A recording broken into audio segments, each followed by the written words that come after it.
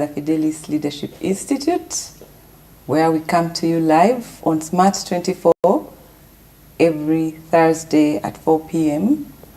and on our X Space and on YouTube, where we have conversations that matter. The Fidelis Leadership Institute is an organization that is concerned with all things leadership. We pride ourselves in being facilitators and enablers and supporters of a critical mass of leaders that are faithful, available, and teachable in all spheres of life. We come to the Fat Talks every Thursday, among other things, to have conversations that matter around all things leadership, the intrinsic values, the extrinsic values, and all the nuances in between that help us have holistic, wholesome leaders, no matter where we are placed. And today, like many Thursday afternoons, we have conversations around leadership issues. This particular Thursday, I'm excited to have what we will call a sequel to the last conversation we had in March. It was about hormonal imbalance and mental health, being a Women's Month. We had ladies in the studio, we had a male doctor, we talked about the science behind mental health challenges, and there's a lot of chemistry and biology terms being thrown around. And that is why today we come back with yet another version, but in a more simplified, everyday kind of space to break down mental health, especially in the workplace. And we have a great, well-researched team to discuss this topic of mental health in the workplace. And we hope that you will stay tuned, grab something to drink, relax, let a friend know, and stay tuned for yet another informative session from the Fidelis Leadership Institute Fat Talks for this week. With me in the studio this afternoon is a gentleman, a young, I must add, young gentleman who's passionate about mental health. And he is going to tell us more about himself. He's going to tell us more about why he chose to make it his life mission to do all things mental health at such a young age. He's already a founder of an organization that is the Mindverse. And with me, welcome Patson Hagai Atkunda. Thank you very much, Anza. It's a pleasure of mine to be here with you today. Like you said, my name is Hagai Atkunda Katson, and you also mentioned that I work with, I like to call it a consultation firm. It's called Mindverse Uganda, and we pride ourselves to be the champions of mental health and well-being in the workplace. And we've been doing this for over 2 years, and hopefully this year we can celebrate our 3rd anniversary and also do like a company launch and show ourselves to even greater masses in our country, and also the impact we can have working with everyone. And it's a pleasure of mine to be here today. Thank you and welcome. Welcome, Hagai. So, what is Mindverse? Why mind? Why verse? When we hear the name alone, it's catchy. So, would you like to let in listeners and viewers on what Mindverse is? So Mindverse Uganda, like I said, is a mental health consultancy firm, which was founded by me around COVID, at the climax of COVID. And the whole purpose of founding Mindverse was, before that I was working in the mental health hospital, Butabika, for an extended time. And I realized of all things I was doing and all cases I was handling, I was working as a caseworker, social caseworker, where you're tasked to manage a mental health case from when a patient is admitted to when they actually resettled back to the community. And in my experience there, I found out that actually for adults who were handling, the cases we're handling, for adults, the main player in their case was their relationship with the work they do or their finances. And it intrigued me to know that actually the work we passionately wake up to do every day can actually have adverse effects on our well-being as a whole, but mainly mental health. And then we sat down with a few friends, came up with the name, you think it's catchy, Mindverse. And since then, it's been our mission to make sure that every employee goes into a very enabling, supportive workplace so that they can realize their potential, contribute to the goals of the company they work for, but also achieve personal goals and growth.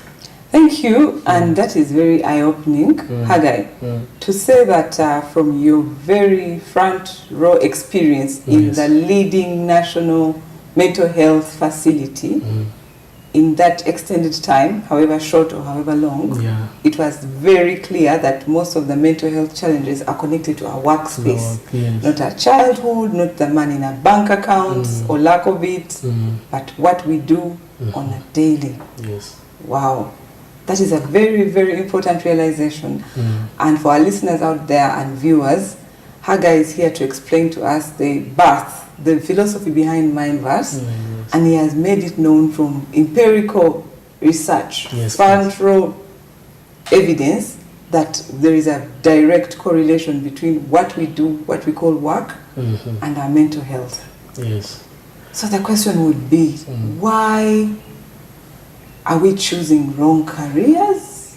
Is that a question of wrong choice of career? Is it lack of choice at all, like even the opportunity to exercise? What would you link this to? So it's not a question of choice. Sometimes it is, but it's bigger than that. So the dynamics of our workplaces as a society, like we are, actually contribute to that more than just one particular thing. For example, I will tell you one of the main things that we take for granted because it's culture for us is that we work all the time and never stop working. So things like concepts like retirement, breaks from work are alien to us as a society because you have to work every day. Otherwise, you're not going to get what you eat, or you can even the fear of you're going to be replaced at work. So all these things work against us, even when you've chosen the right career. Most of us in our field, people I've met that I work with, are so passionate about the work we do. But also, there are actually effects it has on us if you're not conscious about your relationship with your work.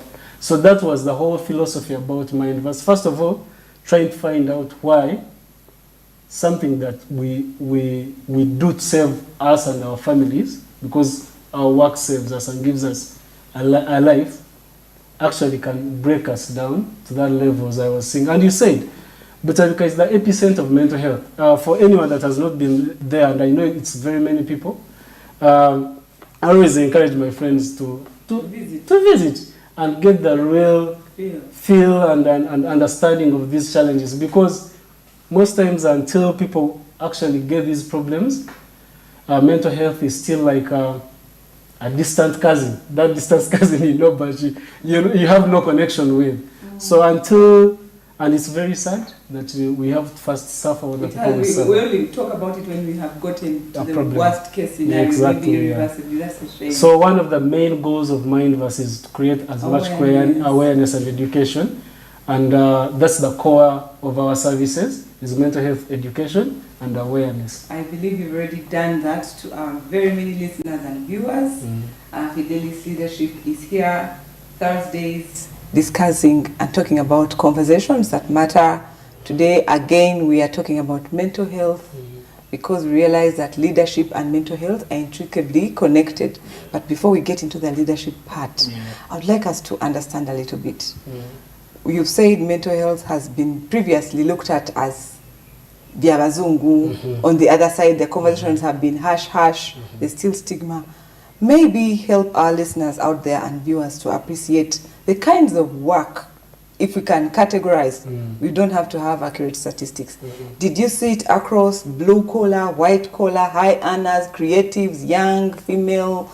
What was the demographic like in terms of mental health that is linked to workplace? Was it the guys who are MDs and have all these targets from multinationals? Was it the young guy in Chikubu carrying luggage? Was it the young, what do you call it, entrepreneur trying to do a side hustle? That, yeah. So where was the statistic skewing towards? And I also find so much, the reaction I get when I talk about this is also like intriguing for me. People think that the lower your status in society, the more you're likely to suffer. And that's not true. And over maybe 60% of these cases are from blue collar going up. 60%? Over 60%. Please say that again for the people in the back. 60% of mental health challenges that are related to work are not from Muntua 1C. Because them, somehow, in a wrong way, they build resilience to their situation. They actually have this coping mechanisms. The coping. They already have accepted their situation, and actually they are working harder to get out. Of course, most times it's a trap, and it has also its effect mentally. But this structured work environment, the white collar is the one that is actually more at risk. We call it high risk workplaces for mental health challenges. And people they know, but they don't want to accept, of course.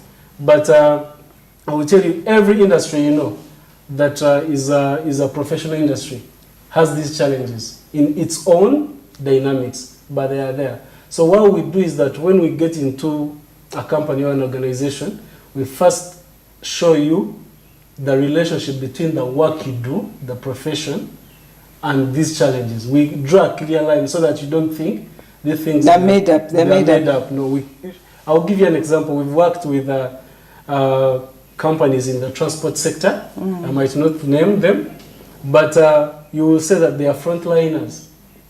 They have these problems. They have always had these problems. People that go to the field, if any company that has people that go to the field, they have these problems. Just that they don't know that they have these problems. So our first thing is first educate you and identify them, and then we can work out the solutions later. Okay, that's interesting to learn that 60% of mental health is from white collar, well-earning jobs. And that means that this conversation needs to happen even much more, because while we are all working and pursuing that white collar job, that dream job, we need to be educated on the potential pitfalls. This is where I think organizations like Mindverse are late to the party, because we've been told, set your targets, have your life on track. Let's start from an individual before you go to the corporate mental health. And in this very pursuit of these goals, we are already exposing ourselves, I believe. So what would we do differently on an individual level before we go to corporate? Because our workplace is made up of many one-ones, many individuals. So what would we do individually to have a collective, healthier space? Yes. So you also touched on it. You're an individual in a group, okay? Most times our entry points are actually less impactful in the organizations we work with. So you're, even as an individual, you're not going to impact the whole system and how it operates. You're just going to flow with everything, how you found it. But as an individual, the biggest work lies on you as an individual, because if everyone is doing their best every day to be healthy, to be so positive, then that means the energy is going to be the same, and it's going to be shared in the environment. So what an individual, the start point for any individual to live a healthy, mindful lifestyle is to invest in what has become cliche now: self-awareness, mindfulness, these concepts that if you actually practice with intent, they impact your life and the people around you. So for me, the first thing is self-awareness. What is your position in that organization? How is everything, how is the work you do at all levels, the relationships you have there, impacting you, and how are you impacting everything? Sometimes you could be the problem in the workplace, and you don't know. But sometimes you could be a victim. And not every workplace is toxic, okay? There could be small things that just need to be tweaked. But you never know. You will never be aware if it's not your intention. So all the work is within the person. First line of defense is at individual level. Thank you very much for that very explicit and elaborate breakdown. Those who are joining us right now, this is Fidelis Leadership Institute. FAT Talks, coming to you every Thursday on live, on Smart 24 Live, on our X Spaces, and on YouTube. We have conversations that matter, and our goal is to create a critical mass of ethical leaders. That is why we are not shy to discuss topics that help us, first of all, to be wholesome individuals, like Patson is just describing to us this afternoon, about mental health, as it starts with you, even in a corporate setting, and then it goes on to spread the same energy into the team and to the organization. Patson also mentioned a staggering statistic of over 60% from his first-hand interaction with mental health cases at the epicenter, that is Butabika Hospital, being the well-off, the white-collar, should be well-to-do, high earners. So this is fact, this is truth. The conversation on mental health needs to have happened yesterday, and we can be grateful for your first-hand information, and we hope that our viewers will take good advantage of this knowledge, that they will reach out to your organization and those that have like goals, and we will get out of our comfort zones and talk and act so that we are generally healthier as a people from the mental health aspect. And that brings us into our next segment, where you are talking about awareness. You said mental health will start with us as individuals, and you talked about awareness. And the question that comes to mind, especially in our African cultural setting, where we are kind of born into a mold, starting from gender, girls do this, girls don't do this. Girls cry, boys don't cry. Then we go to our setting culturally, Bachiga are tough, the other tribe are soft. Then we go to, and on the pyramid is built until a human being is born into a kind of mold.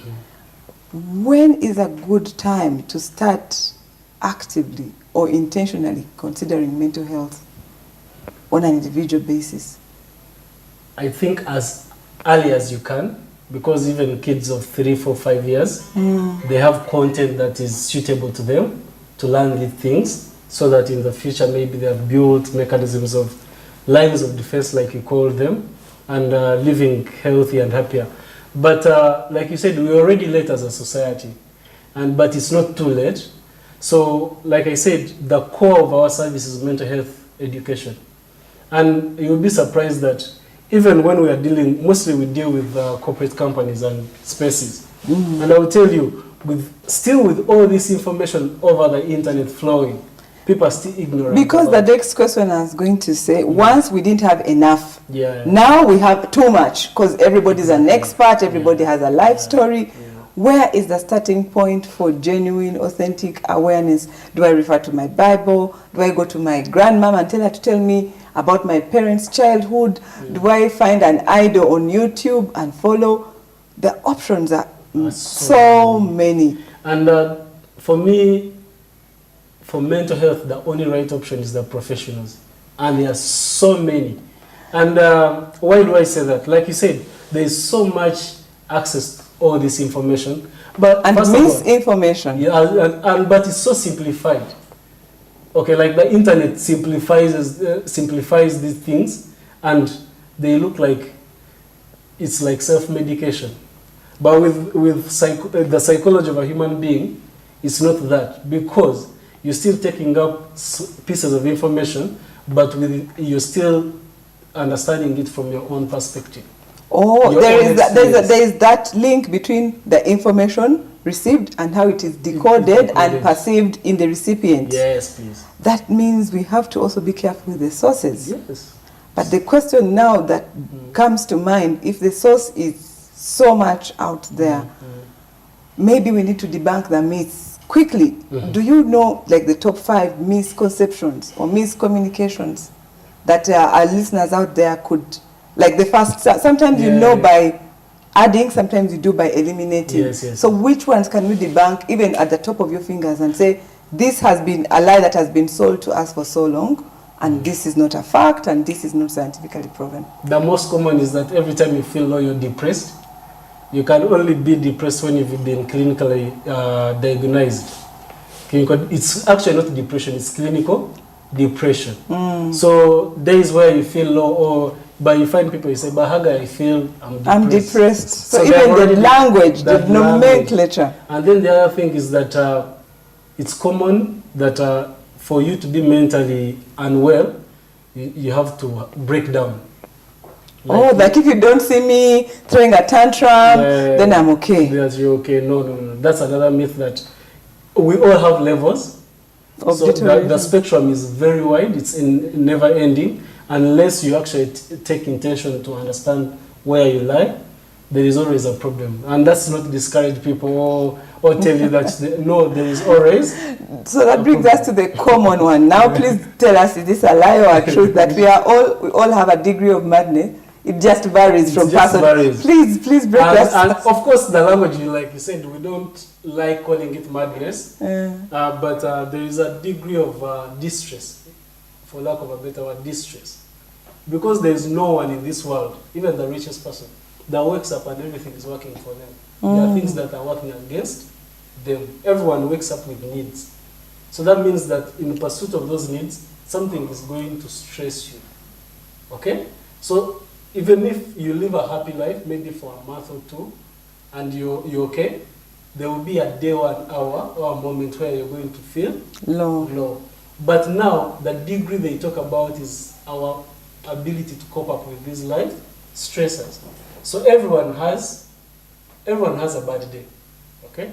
Just that it varies. Some have 3-4 bad days in a week. Others have 2 hours of being low, but others can experience 3 bad months consecutively. If I hear you well, Hagai, you're trying to tell us that a bad day is not a bad life. It's not a bad life. If you've had a bad day, it's not a bad life necessarily. Like that. And that there is a clear distinction between being depressed and just being low. So we should not also go on to the alarmist side. Thank you so much. That wraps up very well the segment on individual awareness. But like we are discussing today, for those who are joining us, this is Fidelis Leadership Institute. We have conversations that matter on Thursdays, 4 p.m. here at Smart 24 Live. We have them on our Spaces at the same time on YouTube. And we bring in guests that are experts and authorities on topics that we believe matter to anyone who is serving and leading, whether at an individual level or at a corporate level.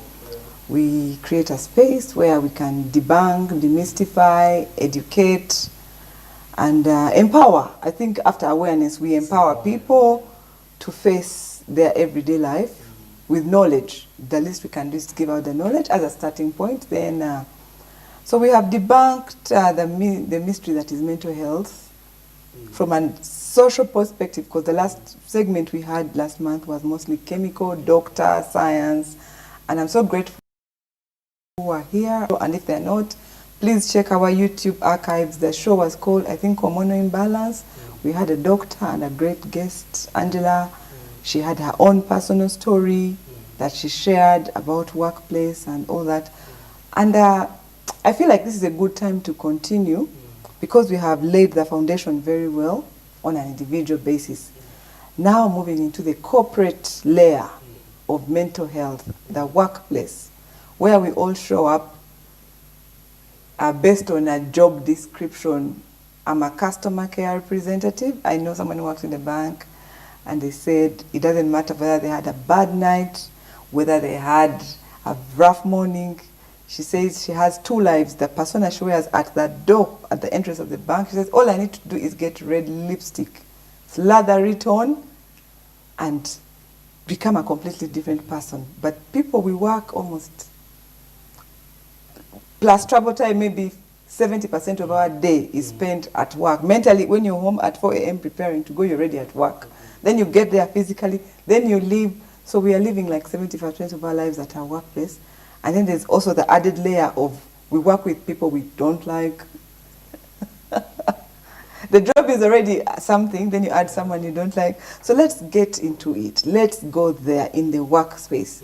I have done all my self-love at home. I've protected myself. Then I enter this workspace. What should an ideal, healthy workplace look like? Because we are not going to speak all doom. Where would you go and as a person of professional knowledge feel like this is a good place for people to work? I will start with this from what you said. Like you say, 75% of our time. Actually, there is even a statistic that says that adults spend in the Western world over between 45 and 60% of their entire lives engaged with work. And then in Africa, it's coming to 80%. So you can imagine, 80% of our life we are engaged with work. Like from when you start working. Compared to the number of years you live on earth. Exactly. Over 80%. Statistics. So if we are not conscious enough to start understanding how the work will impacts us, then we are doing a disservice to ourselves. And you asked a question about an ideal healthy workspace. I'm going to tell you that right now, you're not going to find one. Because we don't make the rules in the workplace. We don't lay the structure, the operations. So based on an individual idea of healthy workplace, just know that where you are, it's not an ideal. So what does it look like? It has to facilitate open communication at all levels. Just before we go into the dynamics, something came to mind. I know someone who's working with a company here in Uganda where they have, are they called sleep closets? Yeah. Like those look like cool things. They have dress down days. They can have earphones at work. Is that not a healthy? And that's using superficial parameters, but to show you that when you say there is no ideal workplace, because some of us who have other workplaces, we look at it like, wow, you guys can do this, you guys can do that. We are maybe judging from superficial parameters. Then that's an enabling workplace, but if it's to become healthy, it needs to be intentional but also holistic at all levels. You have to feel healthy even away from work. Oh. Even away from work. Away from work? Yes, because you can't be over the weekend, you're attending to your family and you see a phone call from work and then your heart skips and you know deadlines and all that. So because you don't live within your workplace alone. But you can carry it in your head back to your children, to your husband. So at work you might doze off or nap it off for maybe 30 minutes and it feels okay. But then when you get home, then you still have the same pressure or stress. So, and as mentioned, maybe the characteristics of a healthy one, it has, and it's not like tangible. It has to be a system, a set of actions, or set of rules that govern that. These tangible things. These sleep spaces, gym membership, whatever people may not even use. Nice, they enable. But it's not what it should be like. It's more than that. That's what I'm trying to say. So most times it has to be like a system.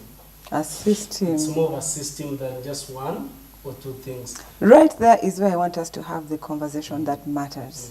Those who are tuning in, we are Fidelis Leadership Institute having our Thursday Fat Talks live on Smart 24, YouTube, and on our X Spaces.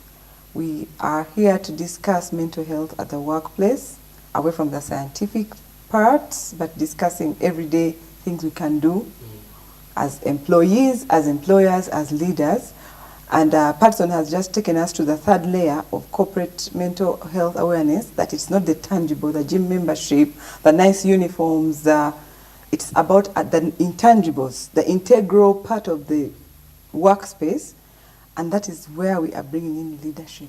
Because systems, policies are all initiated, endorsed, okayed, funded, because to some degree there's going to be money involved by management or leadership. Please help us make the connection between mental health and leadership. So I said that a healthy workplace, the characteristics, most of them are systemic and intangible, and all these decisions have to be made by the leaders at work, and everyone at their level has a role they play in it. So imagine if you have a leader that doesn't facilitate open communication. You are at a departmental level, but you can't communicate the work challenges. Let's leave alone the personal challenges, just the work challenges you're facing, and there's nothing that can facilitate that open communication, and where you don't feel like you're going to get the support you need. So all those are leadership challenges and responsibilities. And I'll break it down, because we're talking about the corporate, because it's a corporate structure. We have maybe from top to bottom, or from bottom to top.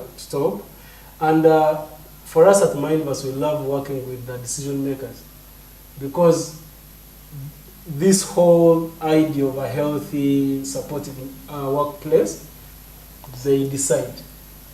As at any other level, you can decide or choose what all you want, but if the bosses don't understand and actually enable it, you're not going to get it. So from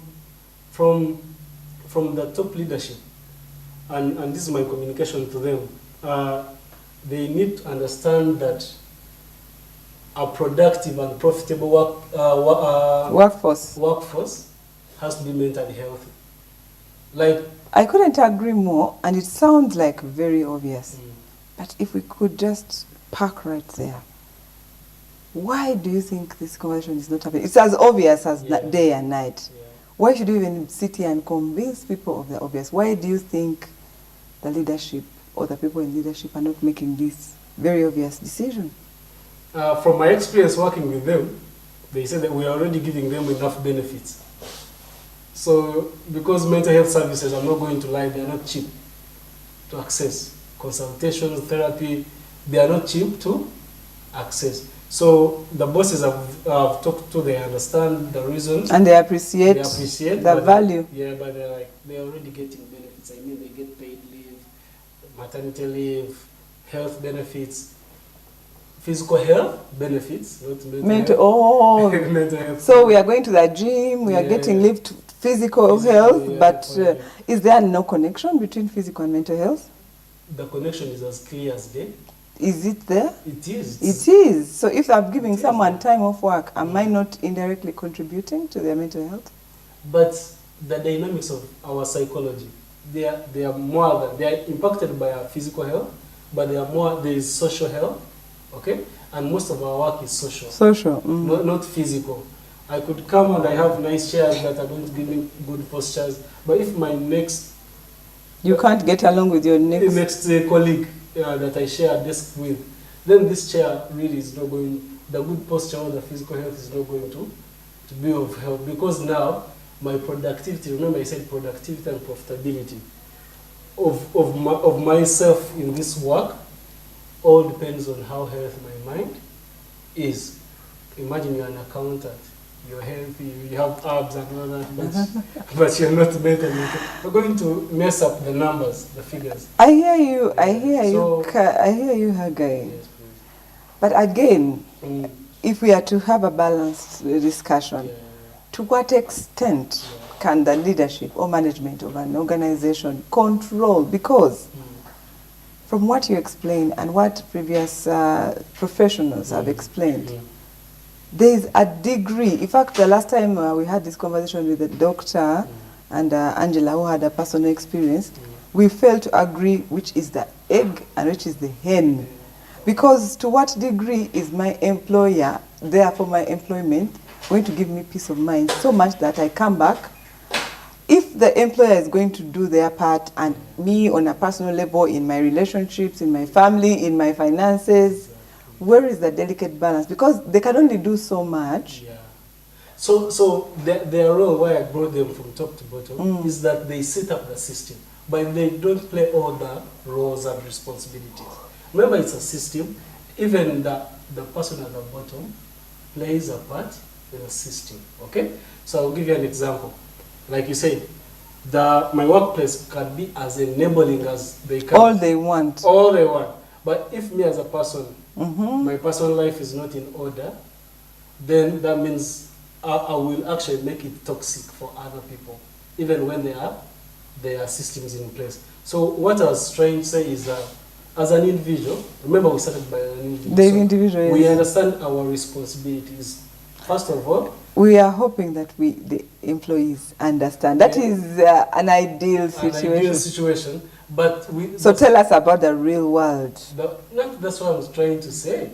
That as an individual, if I know that the policy of the company I work with, okay, is to facilitate a supportive, enabling, open communication, healthy workplace, then the same policy stipulates my role in that. Okay? So I'm not saying the boss is going to come and push around everyone, but sets the tone for everyone to play along. And why I said it's very important for them, they need to understand that a healthy workforce is more profitable than the one you push and shove around, or they are not in an enabling workplace. And this is on record, it's data, it's there. Just know that if someone don't feel like they are being supported and they only give and not receive, they don't give their best. They don't give their best. That's a fact, it is there. So when we have these conversations with organization leaders, these are questions we have and they are genuine reason, but it all comes back to mental health education and what? And training.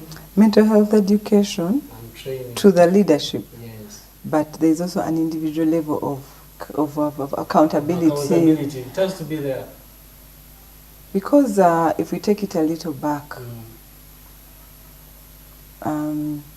which is bringing us to our next segment, I would be very surprised. Many, even the white-collar jobs that we have, you will confirm this, have these policies somewhere in paper that they will support you, that there's an in-house counselor, we have an external counselor, and all they try to, okay, some take it, they do staff interactions where they want to get to meet your family, your children. They're usually such incentives. But from my understanding, now there's another catch. Mental health, because of what we said, the stigma, the lack of information, the self-awareness, is a little bit sacred. Even when these interventions are there from a well-meaning employer or organization, people may not take use of them because of that whole personal stigma.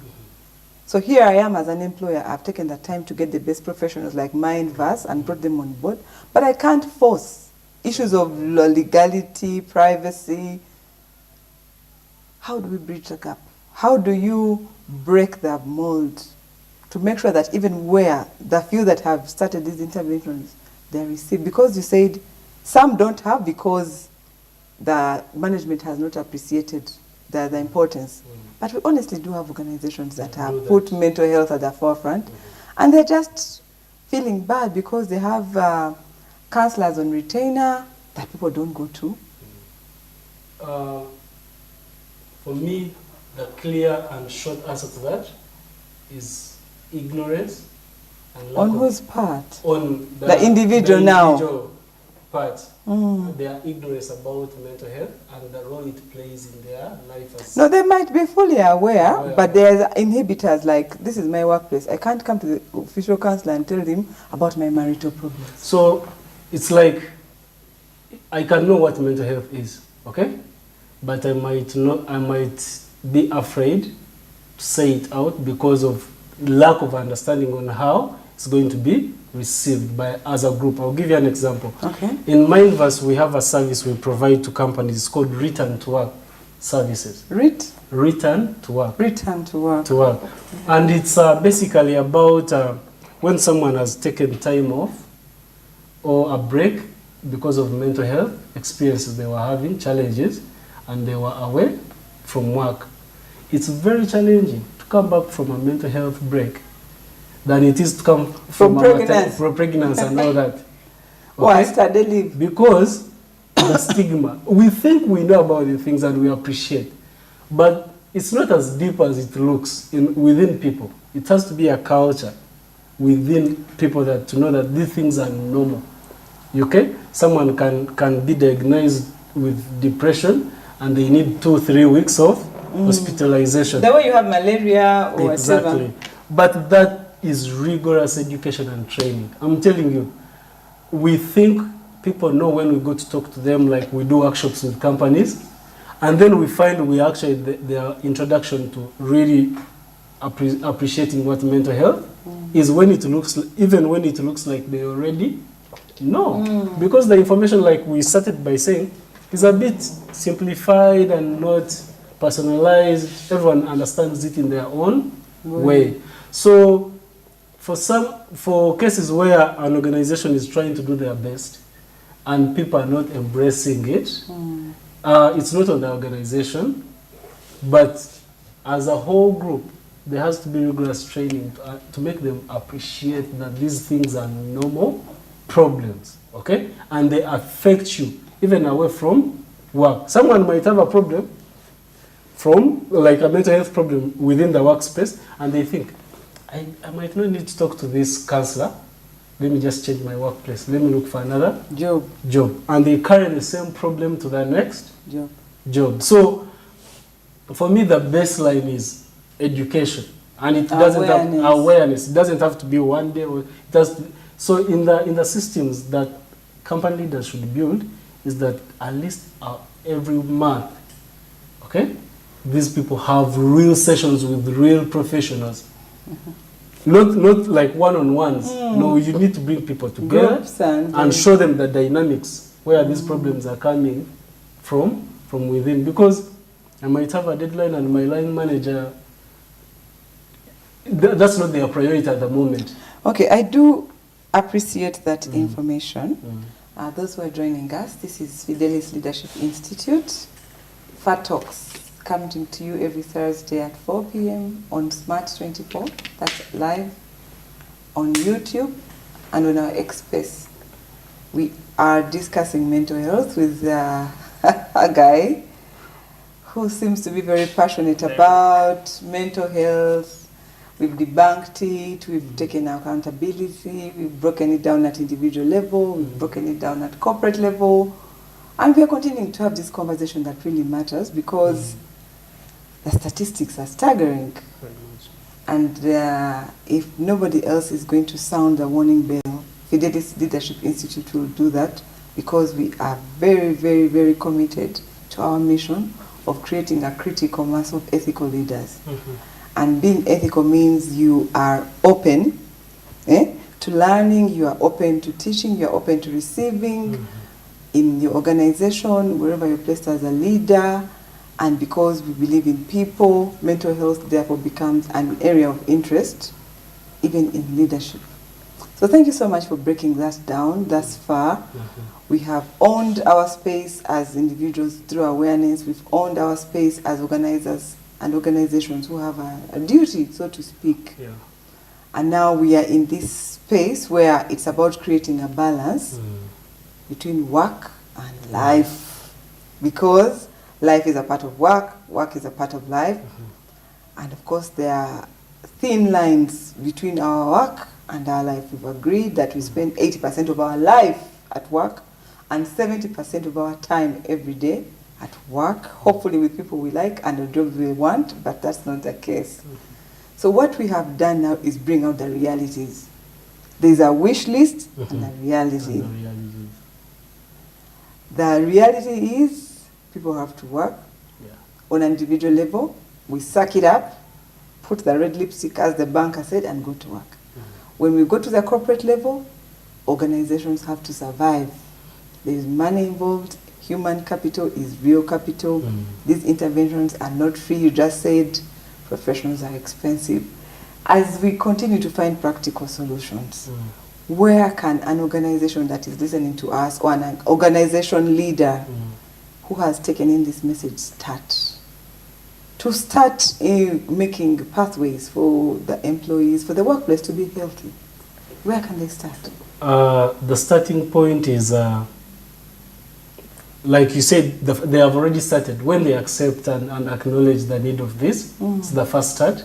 And then the next step is now reaching out to people like companies like Mindverse and other organizations to provide more education now, more detailed and customized education, because we operate in different industries and each industry comes with its own challenges. So what we do at Mindverse is when someone reaches out to us and it's for the first time, we provide a free workshop to you and your team, okay? To first give you more information on the perceived challenge you might have and what you can do. There's something that you touched about that I wanted to comment on leadership. All leaders in companies, they also have a role as individuals. Okay, like we said, individuals have their own duties and responsibilities. But as leaders in that position, there is a duty and responsibility. And one thing that we found out is that most people are leaders, but they are not into service. So please explain a little. So for leadership, the common leaders I come across, they are all result oriented, okay, which is good. You have goals you've set for your team, and they have to be achieved. Every leader, even for us that are in service, do that. But for leaders that are servers, they enable and support their team, even when the main goal is to achieve the goals. So if by way of intervention, do I hear you say, in summary, that a healthy workplace will definitely depend on who is on top? On top.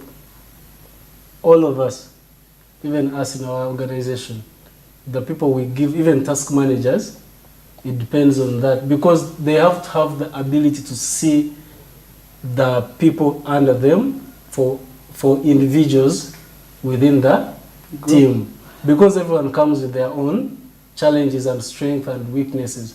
So we have a shared goal, but being pursued by individuals with their individual. So what if it is not possible in this material time for a listener out there?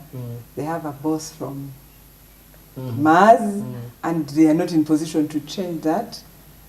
Where can a person start to be intentional about their mental health in an environment where the leadership is not yet forthcoming? Maybe it's a lack of awareness or money or policy issues.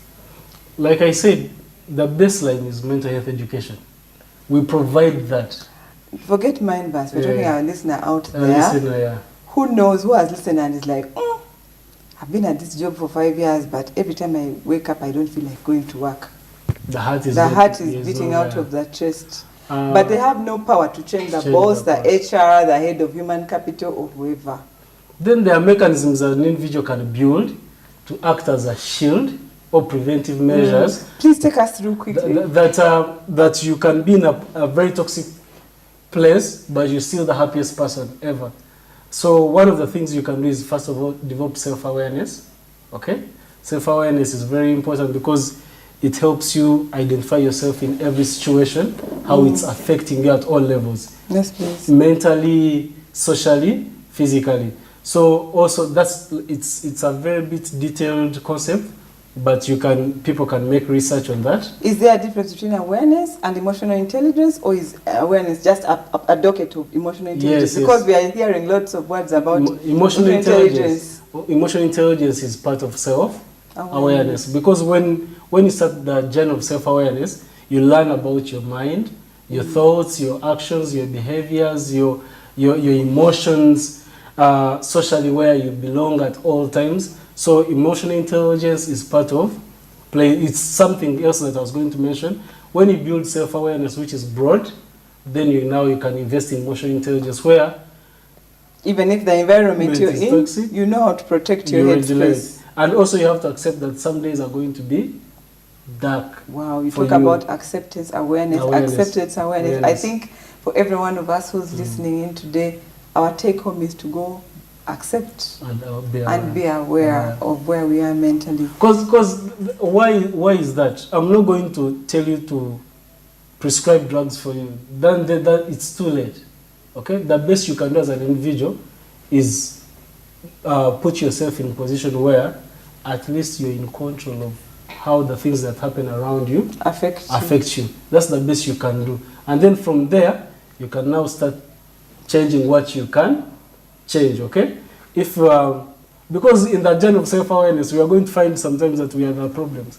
Oh. We are the problem, we are the challenge. Maybe the way we receive information, our work ethic, our reprogramming, our wiring, childhood programming. All that. So you become so aware of so many things that may be not wrong, but that you contribute, but also how the environment around you contributes to you. Okay, and that brings me to two last questions. First of all, because we are not here to spoon feed and we have to face the reality. We talked about the funding, the realities of the hard life. We have to work jobs we don't want. We talk about the model that has worked. When people go to the military, I believe they come out better. I think it must be the leading institution in the world where people have fortitude, mental fortitude. But in the military, there are no handholds. They just tell you the rules, and you know what I mean? You line up, you grow up, you suck it up. When we come down to the methodology of getting us more resilient and more mentally, I cannot help but think any military in the world, they have the harshest methods, but the best proven results. Please speak to that, because an employer might be there saying, I have this team of, let's say, casual laborers. When they get to the factory, they are like children. Getting them to do work, you have to chase them around. Getting them to wear protection, gumboots. You know how adults become like kids in a setting from the psychology angle. The methods that are proved to work, the carrot and stick. Why are we in a generation where we are hearing a lot of give people space, understand, accept? What happened to the hard knocks? Because each generation has their... When we never used to debate with our parents, we had a completely different outcome. Now that we give children a chance to think, and we cannot not talk about parenting here. So where do we draw the line as a society? And I'm going to surprise you with my response, maybe. It's a different perspective, maybe. I don't know. You mentioned about the life of hard knocks. We grew up understanding that. And the generation that went through that now we can see the kind of children we've given birth to. We've produced.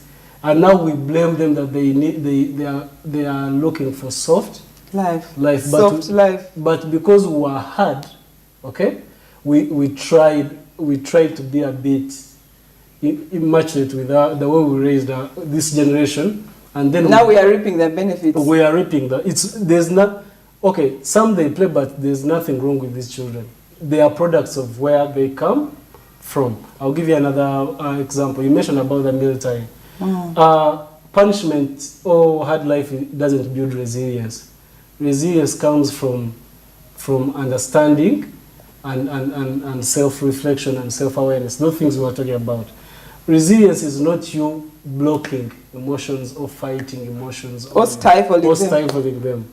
Resilience is again another form of awareness. That I am not this weak. Exactly. I can do better. I can wake up early. I can be patient and tolerate a little pain. It won't kill me. So, for those who are listening, this conversation has just gotten started, but our time is running out fast. We are hobnobbing between what is, what should be, what could be in the area of mental health at the workplace. This is a continuation of a conversation we had a month ago, and we have the founder of Mindverse, Hagai Katson at Kunda in the studio. He's brought the statistics, he's brought the evidence, he's brought the problem statement, he's given us solutions, and I think we've had a great conversation. We've talked about the workspace, we've talked about individual and collective responsibility, and I feel it would be a disservice to our listeners if we just went on and talked about these corporate organizations without remembering the largest sector where some of us fall, or we belong to both, where we have the business or the entrepreneurs or the creatives, where they are not even stressing anyone but themselves. They are going 5 days without food, they are not sleeping, you know what I mean? So please speak to mental health where you are the business owner.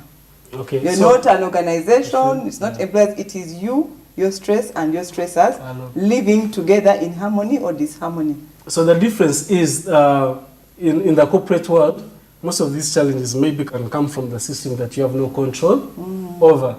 But in the informal sector, like I like calling it, which is where over 60% of our workforce here belongs, the challenges are the same, but for them they have even the liberty to make changes there and then. The challenge with the difference is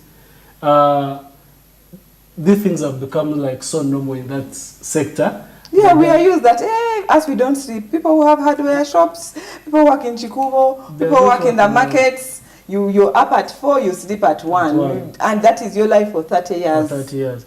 So what they can do for them is, first of all, build individual resiliences and also... How do you build individual resilience when you're building like a startup? For entrepreneurs, you have to know that not everything you do is going to work out. Like the acceptance. The principles, acceptance, awareness. And awareness. Those are the ones. Because when you're building a business, there are so many challenges. Okay? You're in charge of your decision by working in an environment that you're not controlling, which is even wide. It's zigzag. It's not organized. So there you need to know your position in that and what you want to achieve, and then set short-term goals that are achievable in the moment. We find people, even in our families, even in our circles, they get a lot of money. They start up a business without doing due diligence to know maybe is it the right business location. So all these things. Again, awareness, acceptance. Yes. Now you've added information or education. Education, research. So, and then there are people that start a business and they are looking for employees, and then they put the burdens of salaries and paying on themselves. I always tell people, if you have children that are able-bodied, put them in that business. At least you know. So manage your stressors, basically. Yeah, manage your life stressors. Things in the business. In the business. Control your finances. I'm not an expert on finances. I'm also still finding my experience there. Yeah, so, but I know for sure there are core principles that I think our listeners and viewers will agree that we have said things, even when we try to tweak it in the government, corporate, individual level, awareness, acceptance, information, education, cut across. The last one, which is a little bit controversial before your parting shots, mental health and faith. Because most of us, when we are stressed, gospel music, Quran, Bible, church, pastor, overnight. Where is the place for faith in mental health? Are we overusing religion to refuse to accept and be aware? Are we being aware but in I don't know. Where does that leave faith? I also want, maybe, it's not a question to you, but to everyone listening. I want to ask everyone listening and watching, if you get malaria, where do you go? Because we already have the faith and we believe in God as a healer and in medicine. But God creates the doctors, okay? These are human challenges. It's a human experience we are all living, okay?